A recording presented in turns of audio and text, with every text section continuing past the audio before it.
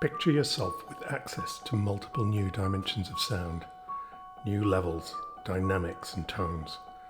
Come with me now on a journey to discover the far reaches of this new sonic landscape. Let me show you how you can enter this world on your Ableton Move via Move Everything. Okay, I'm not going to do the whole video like this, you'll be relieved to hear. What I've got playing in the background, I'll post a link to it. I've done a song that basically is highlighting the new multi-sampling add-ons that have been added to the Move Everything Shadow UI this week. And that's what I want to talk about in this video. Basically it's two components. There's an SFX Player and an Autosampler, which combined together basically bring multi-samples to the Ableton Move. But maybe before I get into that, perhaps what I'll do is show you why multi-samples are a great idea, and it might actually be the thing that tempts some of you to make the leap to install the Move Everything hack. Okay, probably a good way of doing this is if I jump into another track, and this is the standard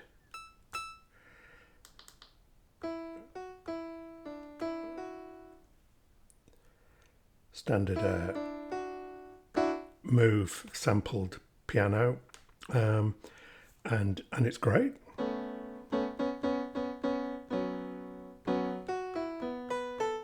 And if you play it within a limited range, it actually does sound really quite piano-like. Essentially, this is one single sample of a piano, which is then scaled across the entire keyboard. And when you play polyphonically, you're basically playing multiple versions of the same thing. It gets louder when you play louder, but it's still the same sample that's being played back each time. So yeah, okay, they make it louder, but unlike a real piano, which as you press the key harder, it actually changes the tone of the sound. And I guess it's part of why a piano is called a pianoforte, really. It's its full name. Basically it means soft and loud, and why it became so popular as an instrument right the way through music history is because of how expressive as an instrument it can be. And if we limit ourselves to fixed samples, you're basically throwing away some of the expressiveness of the instrument. And, you know, as a great example there, you can see as you take it out of the narrow range in which it was recorded, you actually get something that really doesn't sound like a piano anymore. So if I played the same sequence that I was playing just before,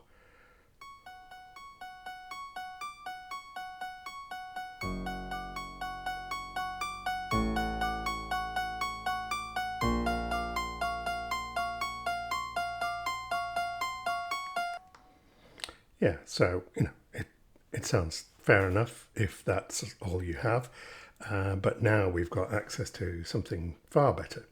So what I'm going to do is jump into the Move Everything UI, and again, as I've said before, this is a stock standard Ableton Move with some extra firmware on. So with a combination of key presses, you can get into a hidden operating system that's tucked behind the scenes that basically gives you these extra slots that you can use for MIDI effects, new instruments, audio effects, and there's a slot also for settings for each of them. But so if I go into the new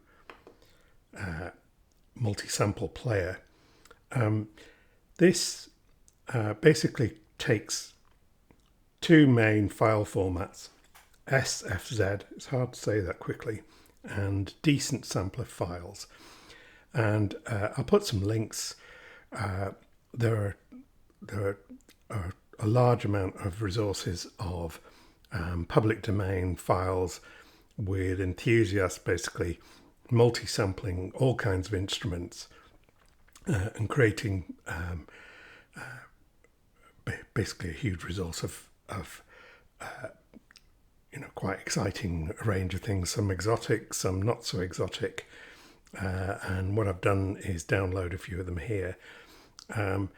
If you haven't got an Ableton Move, then an exciting way to dip your toe into the water is using the software Decent Sampler, which runs on all kinds of devices, including phones and iPads, and most operating systems have a version. And the guy who supports that is fantastic and very inventive with some of the instruments that he's created in this format. So this particular one actually came from another website called Piano Book, which does also have decent sampler files. So basically, this is a sample of a Yamaha G3. It has 3 velocity layers, so they basically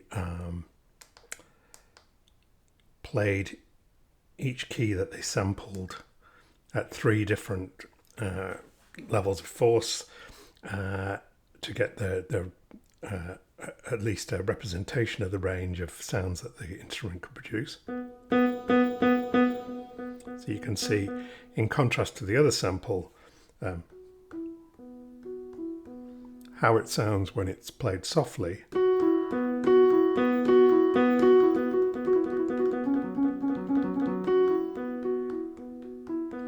And how it sounds softly is very different from how it sounds when played loud. And this is reflected when you play back MIDI sequences on it as well. So let me jump back into the Shadow UI. So maybe I could show you a couple of others.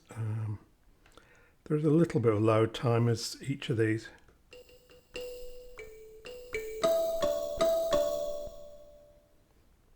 Each of these come in, are loaded into the machine. But this is another piano.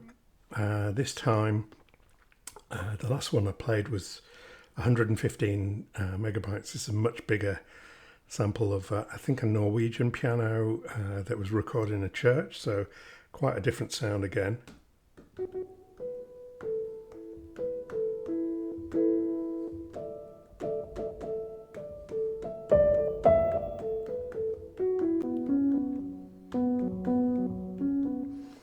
Just a little bit glitchy. Maybe I've got something else running in the background, but anyway, this is again an example of a decent sampler instrument. It's a dulcimer, which is a bit like a harp on its side, played with felt hammers.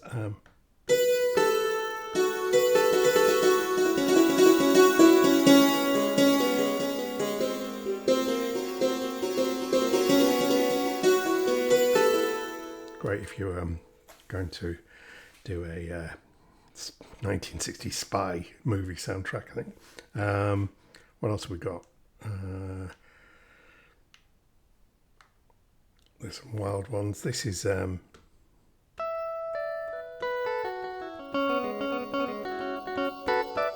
guitar samples, and again you can see it changes as it's going along. Anyway, you basically get the idea. So online community, enthusiast created sounds largely, though some are produced commercially, and they're produced basically by people going to their instrument, playing individual notes across the range of that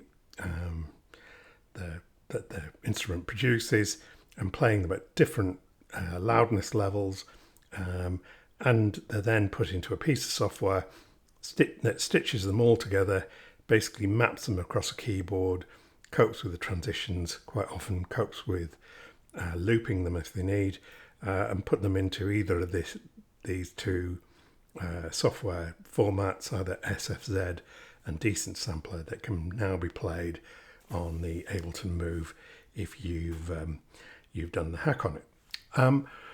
So I guess what that then leaves is the Autosampler. Now, Autosampler is another way of getting electronic instruments and electronic software instruments into the same format. But we've got an extra trick there. Rather than having to go and play each note manually, because usually they're connected via MIDI, quite a few manufacturers already have implemented a thing called auto-sampling that basically plays a range of notes at a range of frequencies and then automatically compiles them into one of these multi-sampled formats. And a rather cool development is that somebody has done the same for the Move Everything framework as well. So give me a few moments, I'll go away, I'll get set up and see if I can get a software instrument set up to give you a demo of the same. Okay, see you in a moment. Okay, there we go. So desktop's a little bit of a mess of gear now, but basically we've got two iPads. This iPad is really just for demonstration purposes and is mirroring what's on the Move display. The larger iPad, I've just put a electronic piano app, and that's connected via USB-C direct to the USB-C on the Move. So it's communicating MIDI and in return sending audio back into the Move. And I've set this channel up to be MIDI channel 1. So let's dive back into the Move Everything UI. Now, the new Autosampler basically is tucked away in an extra menu. And if I click on it, you'll see that basically what I get is a display that lets me choose the range of notes I want to sample, how many samples I want to take, how many velocity layers each note that's sampled will be, how long I want it to hold the key for, so it's useful for something like this, which has got a long sustain, to actually then try and see if any of the samples can be looped, and it lets you choose which MIDI channel is controlling the app on. I think this is set up for MIDI channel 1. Well, obviously we're getting sound, so something's working. So how about this keyboard actually is showing C2 to C4. So how about I mirror that on the display.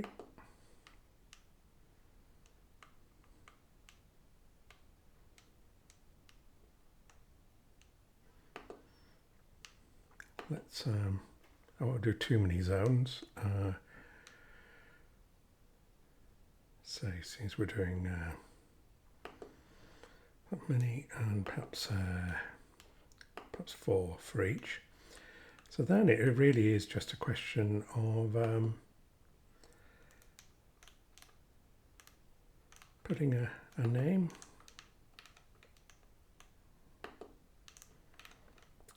And then let's see if it works. I guess this is very much alpha.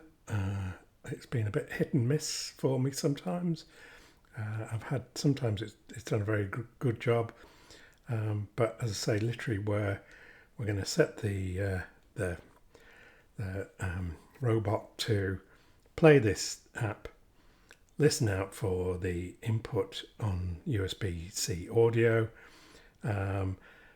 play each note at different velocity, 4 different velocity layers, and then compile all the samples into an SFX file that hopefully then gets automatically loaded back into the player, and we'll see how successful we are. Okay, so let's click OK and let's see what it does.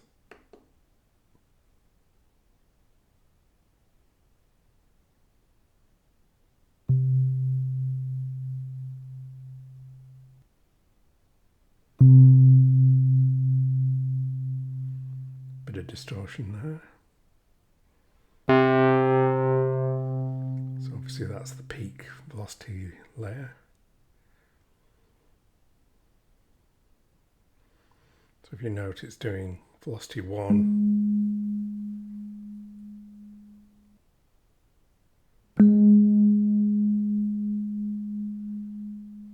And you can see it working its way up the keyboard with different velocities each time, and then looping the samples as far as it can as well.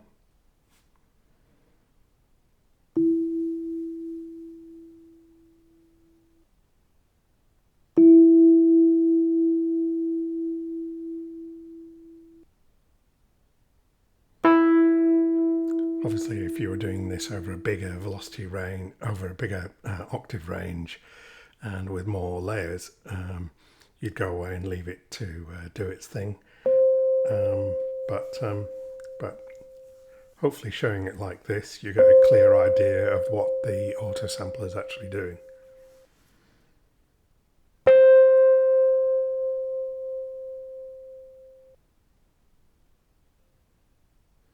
Okay, so it said it found 12 samples, looped 12 of them. I don't know why it skipped some of them, and that it's already put it in the SFX Player. So let's go and see if it's there. So if I come out of that, we'll go into slot 2 in the Shadow UI. So okay, so it's loading other samples. Okay,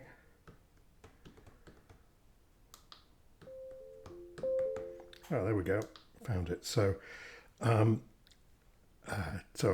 can see I was hunting up and down the octaves. So what it actually does is just put samples within the range that we've done. Now it's quite a bit quieter than the original, so sometimes what I've been finding is that there is scope for adjusting the gain to match the other instruments that you've got. So let's put it whole way up to 2.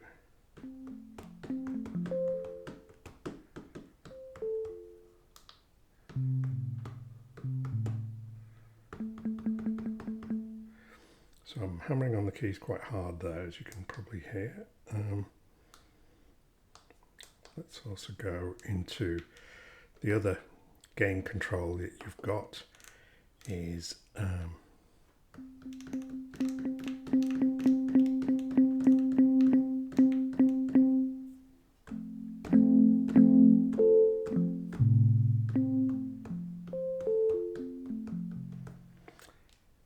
anyway, you get the idea. I think there are still some tweaks to come to this, maybe to help with some of the gain matching that you've just seen me playing around with. But it works just great, doesn't it?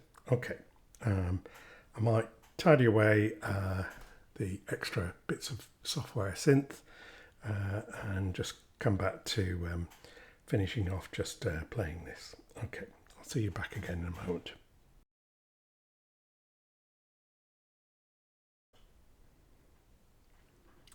Okay, you can see I'm still playing with the brand new multi-sampled instrument that we just made. You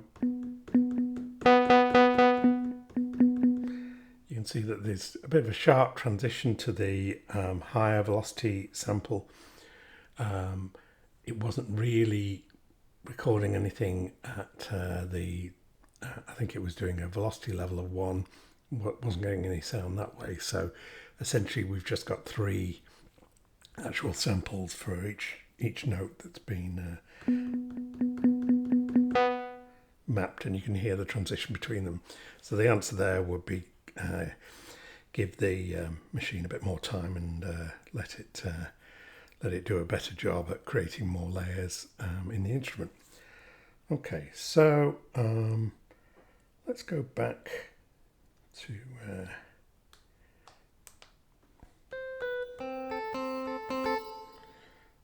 that's where I left my guitar. Oh, just by the way, you can see that I've actually got some effects on that particular one. What I might do is let's load another song. So something else I've been playing around with. There's one particular piano model that I'll show you in just a second. That really is, I think, quite remarkable.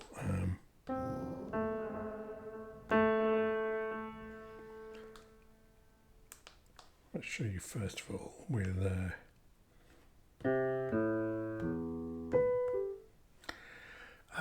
so this is another instrument that I downloaded from Piano Book.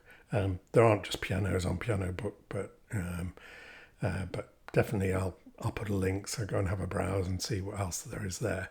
But this is a particular piano called the Fazioli, and I'll put a link to this particular one. Apparently it's a rare 10-foot long grand piano, and each key has been sampled with 5 velocity layers. I'm not sure how many keys were actually played on the actual piano itself, but the model is quite large. 5 gigabytes of sample data. Fits very neatly into the Ableton Move. Probably is completely ridiculous, and I'm probably pushing this right to its very limits. But it really is slightly uncanny to be playing a piano like this on little tiny rubber keys. I'm not a piano player by any stretch of the imagination, but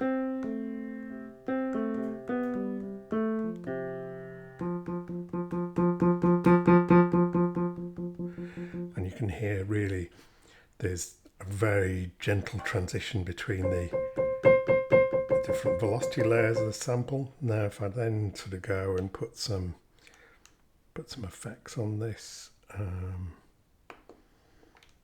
let's put something quite simple.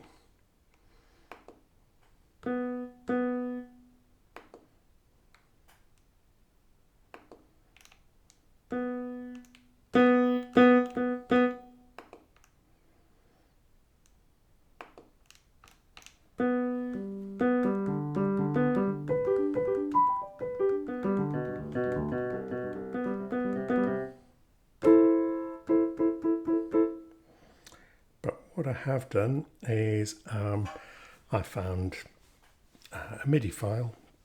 Basically, I've downloaded the MIDI information into, broke it up into segments, and I've put it into patterns. So if I go just back into the move side of things, so let's put it into session mode. And then if I dive back into the UI, I've taken that piano, and if I just play back one of them,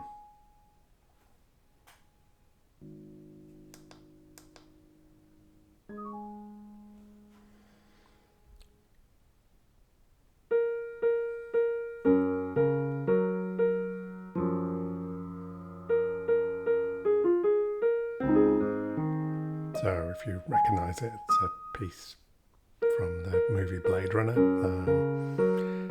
written by Vangelis, called Memories of Green.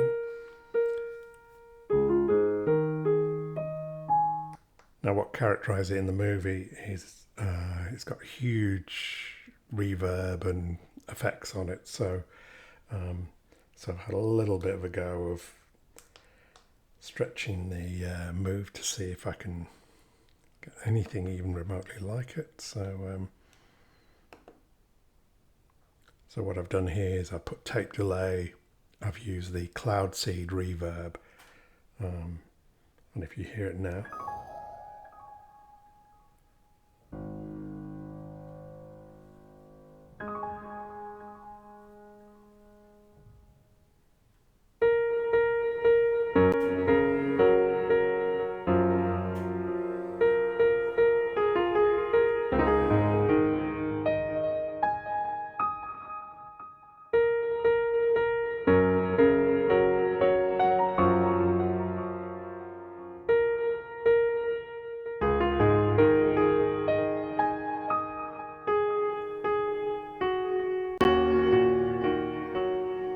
sorry about the crackles, but that's me just fading it down a bit.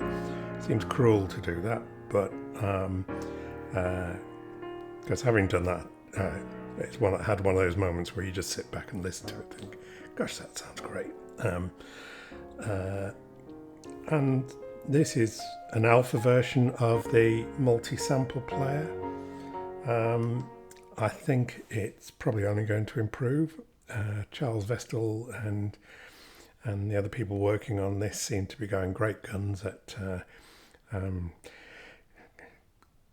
optimizing the software and getting extra CPU cycles, basically, because they're still very keen to add even further usability to the Ableton Move. So I think where it is now, it's a little bit rough around the edges, but there are already some quite exciting things. So I hope you found this intriguing, and I hope if you haven't really come across the idea of multi-sampling, this has been a little bit of a primer to get you started on that. I think just I've already posted the intro music, which is a version of John Carpenter's Halloween theme. I've already posted a full version of the Memories of Green. So I'll put links for both of those so you can hear those uninterrupted without me talking over them.